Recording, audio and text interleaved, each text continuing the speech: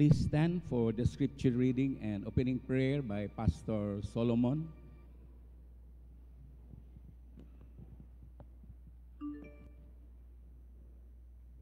Psalm 100 verses 1 to 6.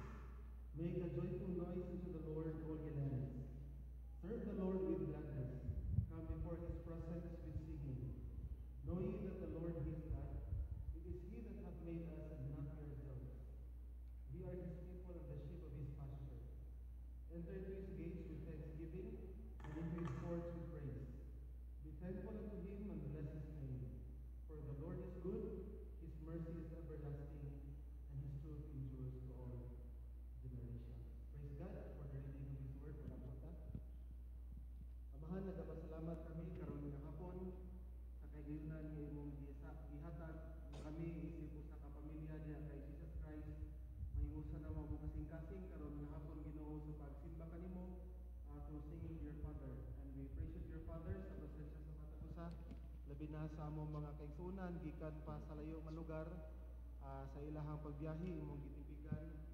And even o God, ang mata ko sapod na nadinhi iban sa mga bisita na makapaminaw sa imuhang mga mensahe Ginoo pinaagi sa mga lawiton nga among matunggan karon nga hapon. Panalangini ang tibok bahin ani nga programa ug among pag-ampo Ginoo nga imong ngalan mapasidunggan ug mahimaya sa tibuok programa nga among pagabuhaton karon nga hapon. And angayan ka nga paghatagan sa among mga pagdaig dili lamang karon Ginoo apan adlaw-adlaw gyud sa among kinabuhi. Among gihatag sa imo ang tanan Ginoo ug himaya karon nga hapon. Sa ngalan ni Jesus. Amen. Okay, palihog Balik lingkod. ang tanan sa paglingkod. Mayong hapon sa tanan.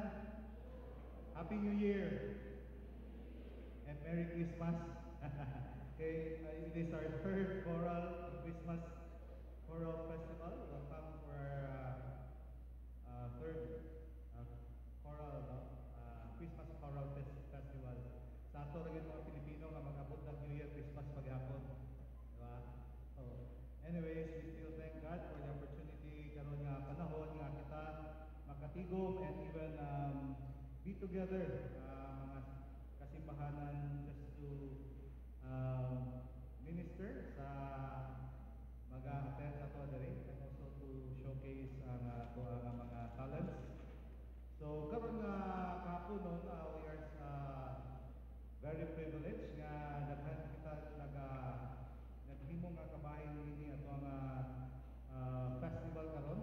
We would like to acknowledge karon ang mga attendees sugod sa pinakalayo. Ako nakita diri ang pinakalayo nga apil diri is from Kalilangan, Ilem Baptist Church. They're here. And then, thank you, Don Carlos, Fundamental Baptist Church. And then, sa Kasisang, Faithway Fundamental Baptist Church. Duha dayo, thank you. Duha sa Kalasumay, Grace Fundamental Baptist Church and also Fundamental Baptist Church sa Kalasumay. Nasa sila? Can you please stand? Grace Baptist Church and Kalasumay Fundamental Baptist Church. Okay, so, and then, ang dulo din ang Saprupia Fundamental Bible Church of Maragolay. Thank you. And of course, sa Bethel Baptist Church na duha, nag-appeal nga ito ang para sa ito karon o mga ito ang ubiso. Bethel Baptist Church Choir. And also thank you and Bethel Baptist Church dayon nga choir. Aba? Okay. So, and also ang Bangkod. Okay, tawagan. First Faith. Bangkod. First Faith. First Faith. Fundamental Baptist Church.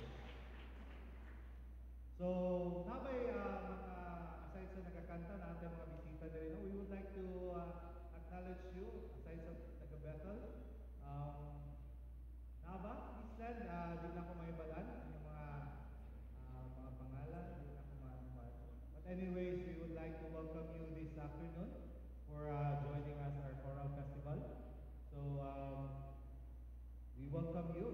of our pastoral staff and Lethal Baptist Church, amo kamong ginaabi-abi, gina-welcome namo ang inyong presensya diri karon. O mao ka na og maayong hapon sa tanan.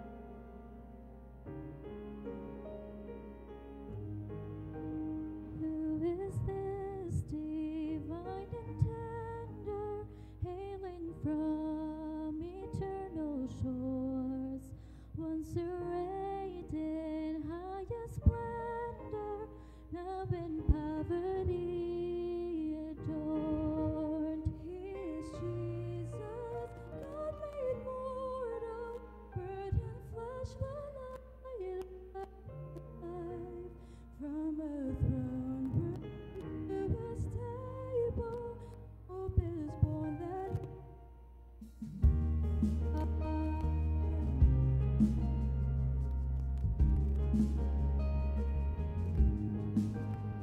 Who is this of height and meekness, given all authority? With a word he stills the tempest, at his touch the blind can see. He is Jesus, our Messiah, long awaited, long proclaimed. Sing Hosanna in the highest, Christ the King has come to reign.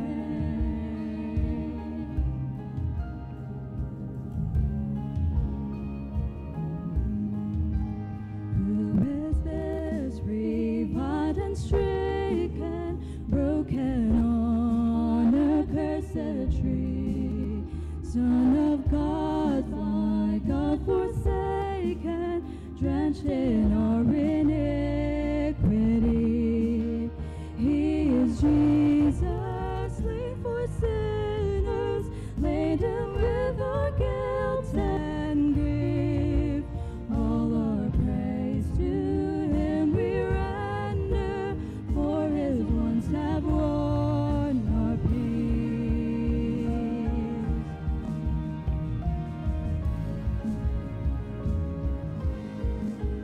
For you've won our peace.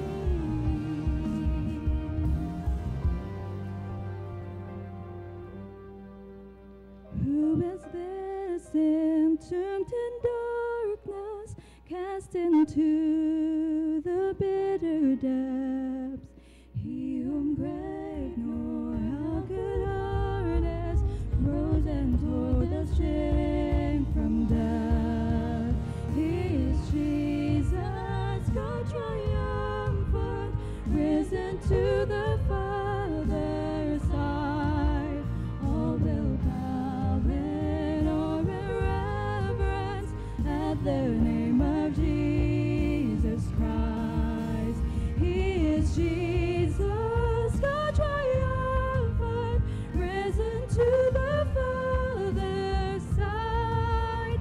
All will bow in awe and reverence at the name of Jesus Christ.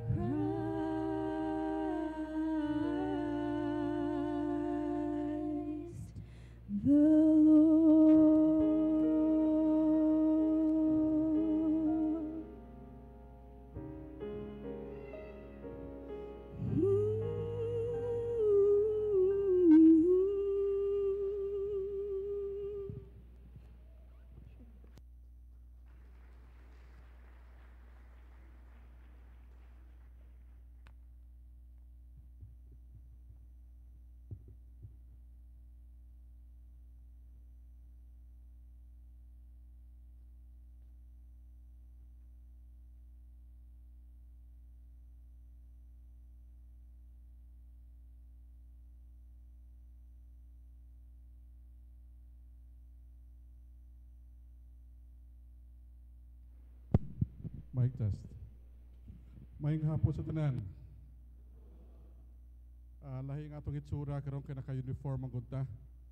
Usually sa mong simbahan, wala may uniform. Unsang patsada din, no? Kung mag-uniform ang nagasimba, no? Dinhi green tanan, pula tanan, itom tanan, brown tanan. Patsada ba'y? Pero mga igsoon sa Ginoo, nagapasalamat ko sa Ginoo karong nga hapon nga nagtigom kita. Unya nagapasalamat ko sa gihatag sa atong nga panahon nga makatigom. Now, this is our third Christmas Choral Festival sa Bethel Baptist Church. Ang ato nga gahimuon is that we celebrate and we come together to celebrate this day. Although karon nga panahon dili para sa una kay Domingo man to, karon nabutang sa Sabado sa hapon. But anyway, we can still do this. Mga igsoon sa Ginoo, ang akong kakabalakan ning ani. Di ba pito mo ka choir karon? Eksakto? Pito. Kada choir mo kantag 10 minutes. Kailan na dayon? 70 minutes, 70 minutes, di ba? Dapat ang hongwali, 70 minutes po. Sakto na siya? Na, bet, mamatay ka gidani karon. But anyway, I'm not going I'm just speaking that joke liya. Na? Kaya ako nagatuob ito nga kita nga nagani karon nga hapon, nagapaabot og panalangin. Dili lang sa ato nga paglingkod, pagsaka dinhi, paghatag sa ato nga choir number, kundi po paminaw po sa pulong sa Ginoo. Mag-igsoon sa Ginoo, ang atong gahimong karong hapon is that we are going to be celebrating a choral festival, Christmas Choral Festival. Kaning Christmas Choral Festival, nabutang kani sa primero nga premise, nga nabutang sa Christmas Choral Festival, Christmas. So ang atong kasaulogon is not anything in the year, but it is actually Christmas. Now, it is not anything in the year, but it is actually celebrating the birth of Jesus Christ. So, karon nga hapon, kita nagapasalamat sa Ginoo nga nakaila kita, nakaibalo kita sa atong kahimuon. Pero mga igsoon sa Ginoo ngani, nakaibalo ba mo nga ang primero nga Christmas, wala gani lagi tawag nga Christmas? The first advent of Jesus Christ, when He was born, was not called even a Christmas. Walay kanta ngay kanta mga tao. Ang nakakanta mga anghel. Ikatulo, walay mga regalo nga idala. Wala. Walay pagkaon nga gihanda. Walay ka ng pagsaulog nga daghan na nagsaulog. Actually, it was not like what we are doing now. It was not. But you know what? As we look back into that thing that happened that time, ang ako makita mga igsoon sa Ginoo, nabutang sa pulong sa Ginoo, ha? Basahon please na ako, Galatians 4. Galatians 4, and then I'm going to read from verse 1. Now I say that the heir, as long as he is a child, different nothing from a servant, though he be Lord of all, but is under the tutors and governors until the time appointed of the Father. Even so, we, when we were children, were in bondage under the elements of the world. But when the fullness of time has come, God sent forth His Son, made of a woman, made under the law, to redeem those that are under the law, that we might receive the adoption of sons. Mga igsoon sa Ginoo, isa ka butang at makita sa pulong sa Diyos des. Nakaibalo ba ta nga sa ila sa una nga pagpaabot sa pagkatao ni Kristo, sila nagahuna-huna niya itong gihatag sa mga propeta. Now, the prophets gave words about the birth of Christ. The prophet gave words as a promise that God is going to send His Son. The prophets did that. Ang mga propeta nga nagsulat niya ng mga pamangatag na, di kita makasabot nga nung ipangsulat nila. Kaya murag dili man gid mahitabo. Gisulat nila, was na kibalo sa sunod niya na, but they wrote those things in preparation for that. Now, do you know how long it took them? It took maybe about mga 700 years or mga 800 years na paghulat. And so, kung lang tao na tumaigso sa Ginoo, ang mga tao nga nasulat sa pagkatao ni Kristo, wala nagpaabot nga matao sa itong panahon. And so, they waited. They prayed. They asked God to fulfill His promise. But the length of the wait was too long. It was a wait as if it will not be fulfilled. But you know what God said? But when the fullness of time has come, God sent forth His Son. Pagkaabot sa takna, ting! Nagbagting sa langit siguro, ting! Pag-abot nga takna, ingon sa pulong sa Ginoo, gipadala sa Dios nga Amahan ang iyang anak kapataw sa kalibutan. Mga igsoon sa Ginoo, dako nga butang ang atong una-una. Number 1, ang pagkatao ni Kristo sa kalibutan, gitagna sa mga tao nga iyang mga propeta. Gitagna. Ang mga tao karon, usay ko nahuna kita ba nga unta parehas ko ng mga propeta. Unta na ako parehas nga gahom parehas sa ila nga makatuwag na ako may tabo sa pila ka adlaw. But you know what? We are not like them. They were special people of God, given the power of God to predict things to happen. And so sila nagtagna. Was na kay balo saon nila. Was na kay balo kung saon pagkahitabo. Pero nahitabo, ingani, gituman sa Diyos ang iyang gisaad sa ila. So, it was written because of the prophets who were men of God. Number 2, it was not only written for the prophets, but it was believed by the people of God. Gituuhan sa dagan nga mga tao sa Diyos. Gituuhan. Sila nagtuo nga ang Diyos muanhi. Sila nagtuo nga ang anak sa Diyos matao. Sila nagtuo nga ang Diyos magpadlaw manuluwas. Nagtuo sila.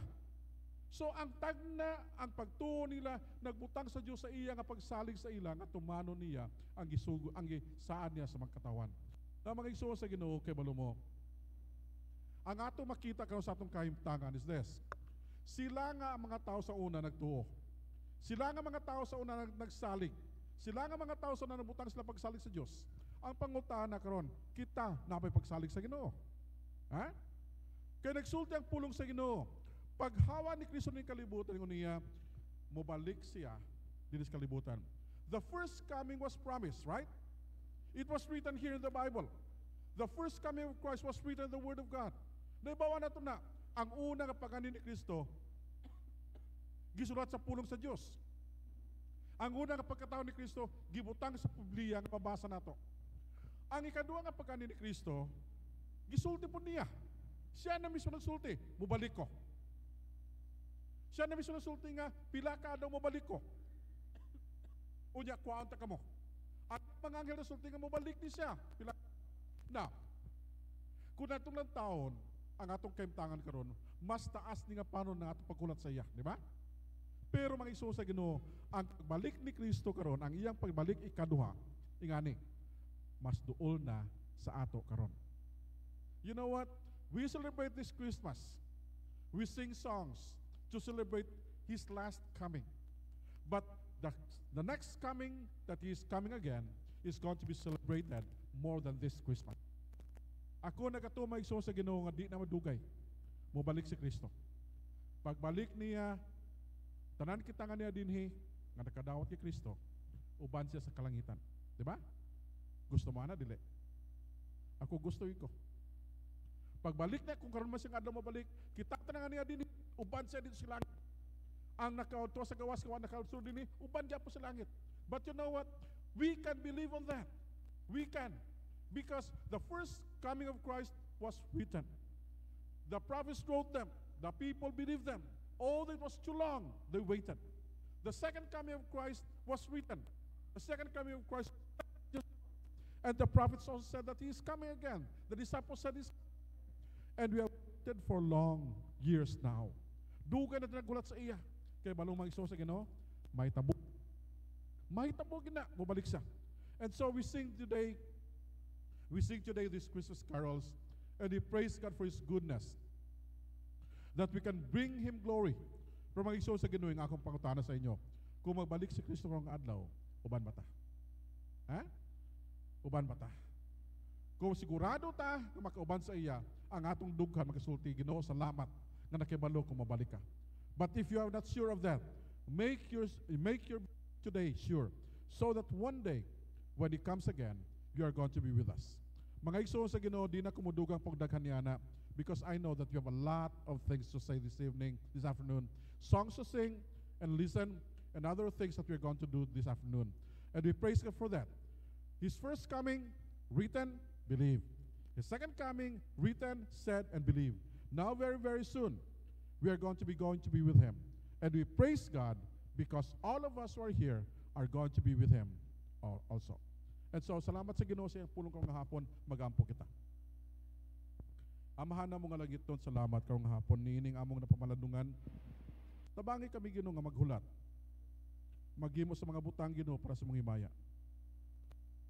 O nga kami, magamit namong amo Ginoo nga kinabuhi nga gianan sa imong panalangin. Tabangi kami Ginoo nga kami makita sa uban nga mga anak nimo Ginoo nga sila makita sa kamatuoran. Unya masaysay Ginoo sa ila ang amo Ginoo mga kinabuhi nga nagapakita nga ikaw ang among maduluwat. Tabangi Ginoo nga kami magakinabuhi Ginoo nga bisag dili magin Ginoo parehas sa putli Ginoo nga wa gyud sala Ginoo sa uban. Kaayo Ginoo sa o nagampo kami, nimo kami nga kami katrangan niya karon dinhi sa among iglesia sa Bethel Baptist Church. Nakaangko niya ng kasiguruhan nga kung si Kristo abot nga adlaw uban kami. Isa kami padulungan ang imong gingarihan. Unya nagapasalamat kami Ginoo nga that we can sing songs about your first coming. That we can sing song to celebrate your first coming. But Lord God, I know the celebration of your second coming, Lord, is going to be more festive, more joyful, more pronounced, and more things to be heard of this world. Salamat ko sa imong kayo sa among Ginoo karong adlaw. Panlanginan ka namo Dios, unya panlanginipit kami. Salamat kami sa ngalan ni Jesus. Amen.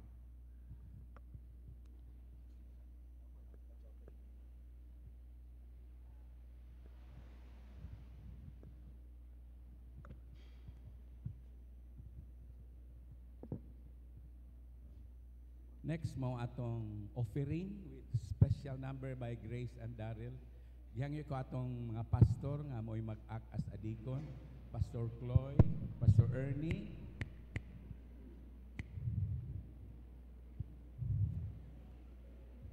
Pastor Kining Minyonon, Pastor Jumari, Pastor Opropia. Ang atong offering ani, ang proceeds ani para sa MFF gihapon nga mission nga together with Pastor Earl Magdali. Let's pray with Pastor Binayaw first. Let's pray. Amahan na mo nga langit noon, Ginoo, nagakalipay kami o mapasalamaton mi for the privilege, Ginoo, nga maka-worship kami kanimo karon nga hapon. Salamat, Ginoo, nga maka-offer kami mga offerings karon Ginoo in monetary ways. I-bless kini Ginoo para sa pagpalambo sa imong buluhaton. Kining tanan Ginoo among gitugyan, among gisalig, among gipasalamatan. In Jesus' name. Amen.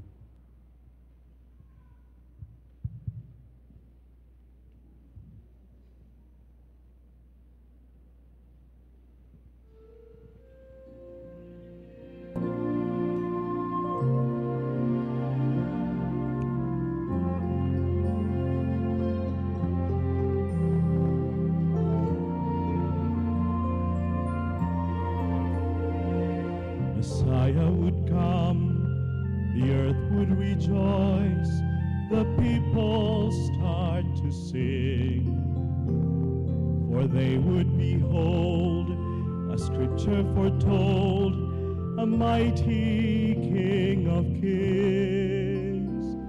But he came as a child, not like they had planned, not like they planned. Lion of Judah, Lamb of God, glorious conqueror, suffering Son, Lion of Judah, with nails in his hands, the mighty Redeemer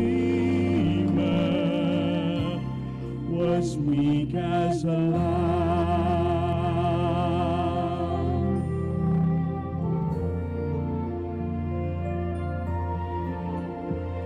No elegant robes, no glorious throne, no armies at his side.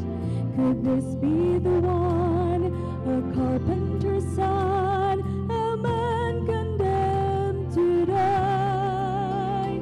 But a lion roared deep inside this lamb, inside this man.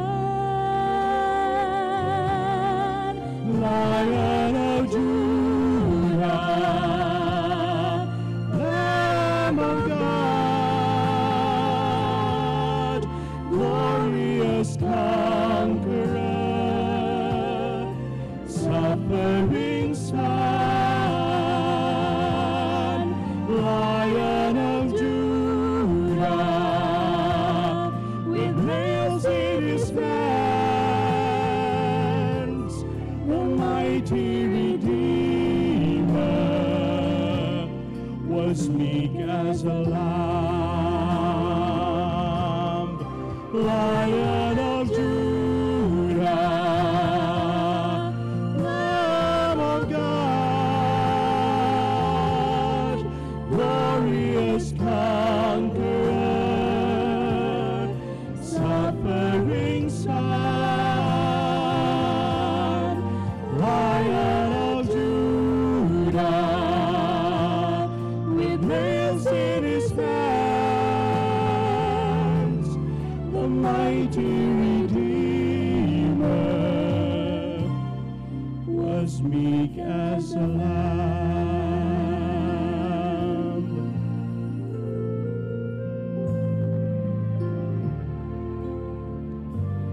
Meek as a lamb.